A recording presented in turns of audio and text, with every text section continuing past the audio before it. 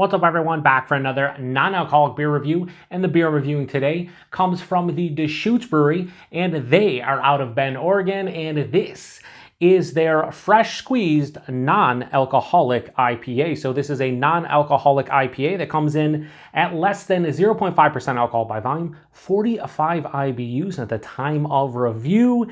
This can is just under 2 months old. So we finally got distribution of Deschutes here in New York State. It's been a long time coming.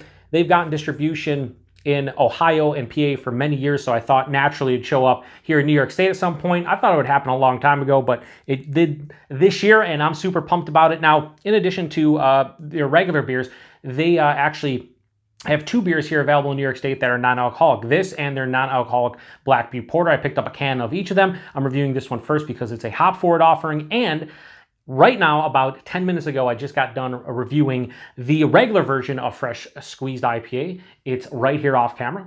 And you're going to see the reviews about 1 to 2 weeks apart. I forgot to buy an extra can of the regular so I could just do both of them in the same review. So I have this one still fresh, still okay in the glass 10, 15 minutes ago. So I thought I'd be able to compare them in the review, being fresh on my mind and actually having the the regular just there to kind of, if I need to take a sip or whatever. But I'm curious because on their website, they say this is very close to the OG, just without the alcohol. And I'm curious about that because I don't know. Now, the differences between this can and the one that I'm reviewing and the beers in general is obviously non-alcoholic, so it's less than 0.5%. That's 6.4.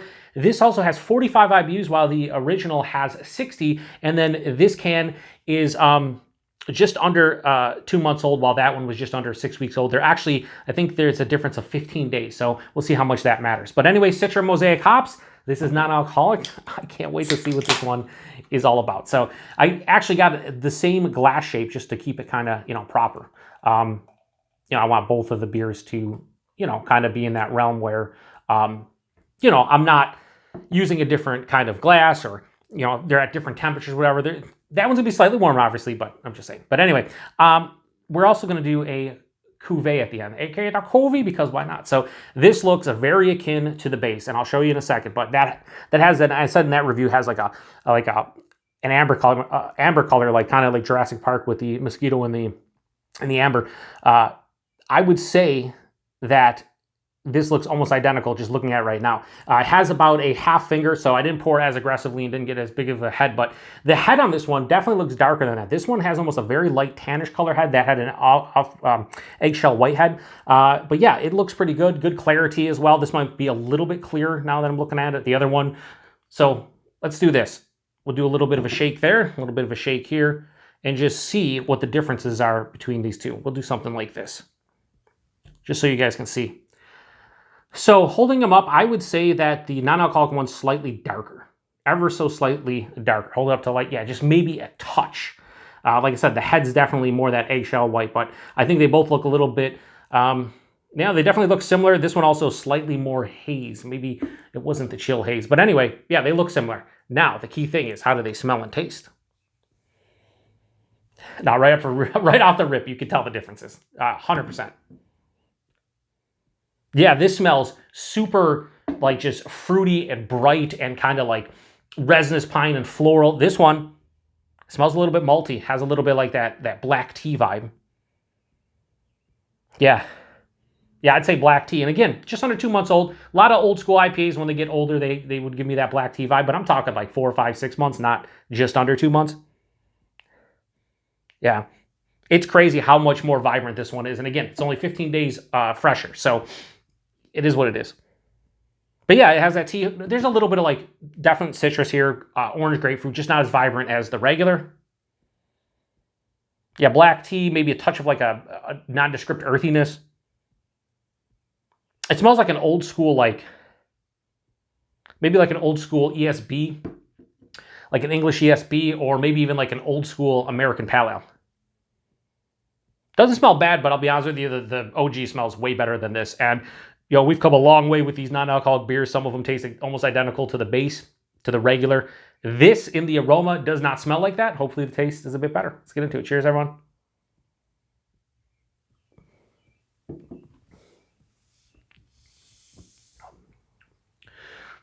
So I think the taste has a little bit more of that vibrancy and brightness that the base has.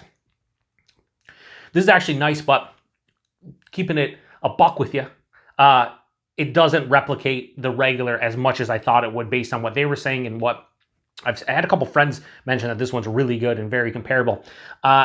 If you've never did a side-by-side of something like this where like they have the regular version and then you get the non-alcoholic one and you don't do like a side-by-side, I think you're doing yourself a disservice. I've done that with Guinness and Heineken, and a lot of people are like, oh, the regular Heineken and the regular Guinness taste exactly like the regular ones, just without the alcohol. And it's just like, you know, to each their own. Everybody has their own opinion, but I didn't necessarily get that. I thought the Guinness was really nice, don't get me wrong, and I even thought the Heineken was pretty nice, but doing them side by side, you can see the differences. Now, if you were just to grab this, you were in the mood for an IPA, but you didn't want anything alcoholic, yeah, this would get the job done.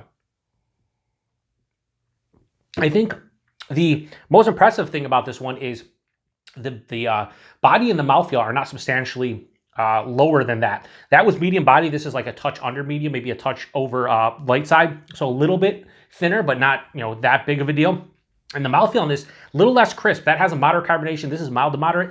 This has more of a smooth, kind of softer mouthfeel. If anything, I prefer the mouthfeel of this to the OG. The taste though, it's like you took the base and kind of just dumbed everything down or watered it down a little bit. Because I do get a little bit of that like caramel bready thing at the forefront, not as vibrant and big as the regular. Down the palate kind of gets lost. After that, I do get orange and grapefruit, but it's more of just like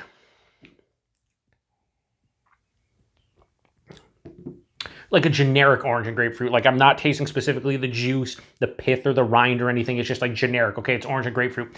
As it passes through, I get something I wasn't getting that, and that's a little bit of pineapple. I feel like I get a little bit of pineapple. And then on the finish, instead of that being that herbaceous, floral kind of resinous pine, this finishes with like that earthy black tea kind of note. Yeah, I'd say like an earthy black tea. It finishes full on dry. The bitterness is mild. That was more moderately to a touch over moderately. So as much as I would have loved these to kind of match up and be a very similar experience just with no alcohol, that's not the case that I'm experiencing right now. And again, just a 15-day difference between the two. Both were kept cold as far as I know.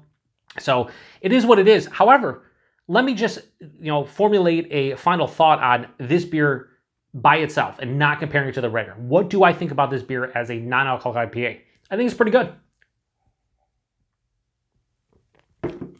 I honestly cannot tell you this is a non-alcoholic beer. A lot of the non-alcoholic beers I've reviewed on the channel, I'll say, oh, there's a slight twang or there's a slight off character or something that I can smell or taste that gives me the impression that there is no alcohol in here. Not getting that with this, which is very impressive and kind of what I'm looking for. However, it kind of tastes like an older IPA. This tastes like it's like 5 or 6 months old because of that black tea note, the earthiness. The hop character isn't as vibrant.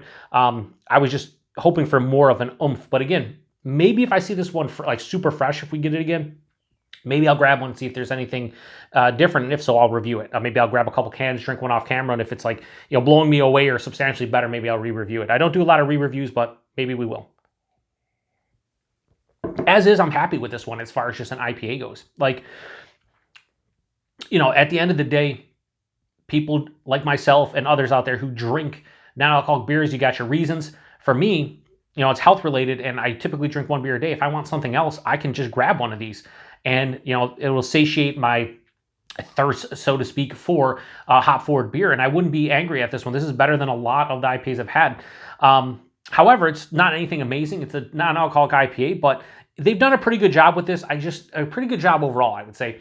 However, I don't think it's very comparable to the regular beer for myself personally. You might have a different experience. It is what it is. I wish they would have, if this is the first time they're in New York State, I wish they would have sent everything like kind of as fresh as possibly can be and all of them be within a couple days. It's because I think doing a side-by-side like this, it's only a 2-week difference, like I said, 15 days, but I would have loved to have this, the same canned on date or a couple days after or before just to know what's going on specifically. But I don't think that 2 weeks has really done enough to change it to this degree if it did taste anything like that. Because I think there'd be remnants of that floral kind of herbaceous kind of pininess. I think the vibrancy of the fruit character would be a little bit more amped up and it's just not. So anyway, I am going to give this beer right here the Fresh Squeezed Non-Alcoholic IPA from Deschutes. Let me give this a low 3.75 and go 3.7. I think that's pretty good for non-alcoholic beer. It's really hard to blow my socks off at this point. You know, I would say like stylistically for like a non-alcoholic IPA, I'd probably give it, you know, in the 4 range. I think it's pretty good. The only, I think, IPA that's really been better than this for me has been Sam Adams Just the Haze. I think they did an exceptional job with that. Both the Sam Adams non-alcoholic beers have been my favorite to date for the styles that I reviewed. So yeah, anyway, I'd say give this one a go if you like non-alcoholic IPAs or you want to see if they kind of did the original any justice. Price point availability on their website, $14 a 6-pack. So it's a couple bucks more than the regular. Here it was also $13.99 a 6-pack where I saw it. So it was a buck more at the place that I saw it. So you're paying $1 more for something that has 6% less alcohol. A lot of people be like, what the fuck? No. But you know, with the whole technique they got to, in terms of brewing an IPA, the brewing process and everything, I get why it's more expensive. You probably wouldn't pay for it if you don't care about non-alcoholic IPAs. For me, from time to time, I would pick up a can or two, no problems with that. And availability, check their website. They have a beer finder. They ship to 3 different states. I forget the 3 different states. I think one's obviously Oregon, and then there's a couple other. I think one's like maybe Washington State, and then I think it was a weird one like Maryland or Virginia or something. But check them out on their website if you're curious about whether or not you can get your hands on this one. So yeah, you also can't tell about the alcohol because you know I have a process when I review. You guys know this, and at the end I always talk about whether or not I can taste the alcohol. It's less than 0.5%. You can't. Duh. Anyway, if you've had this one before, please post in the comment section. Let me know what you thought about it. And if you drink non-alcoholic beer and you're watching this video, please let me know what some of your favorite non-alcoholic beers that I need to check out. Because I've only reviewed at this point, it's going to be around 20 on the channel so far.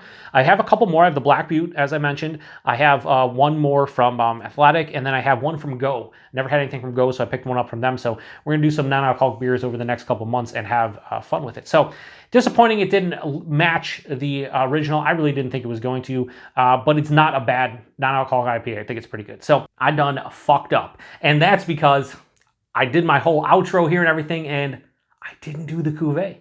You probably were looking at the screen like, Joe, do the cuvee. You wouldn't see it because obviously I cut it off, but yeah, we got to do the cuvee. I fucked it up. And I didn't really compare it to this one because it's just fresh in my mind, so I didn't feel it was necessary to go back and get like big whiffs of this one or taste it or whatever. But you know what? We'll taste it real quick. Just to, let me do a quick taste here of this, right?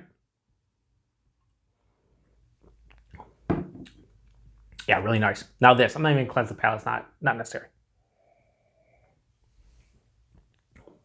No. This is more vibrant. This is more intense. This is more everything you want from an IPA, where this is definitely, you can tell this is not this beer. So anyway, we're gonna do a cuvee here. We're gonna try to pour in a decent amount here.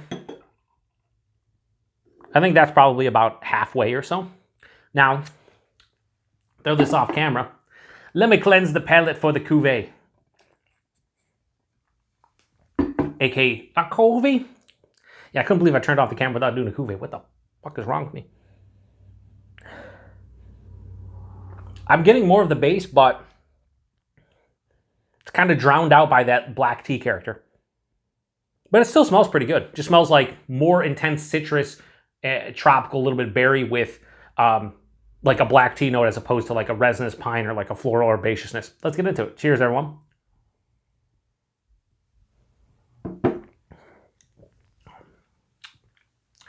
Yeah, don't do that. Yeah, don't do that. Just go back for another sip, but don't do that.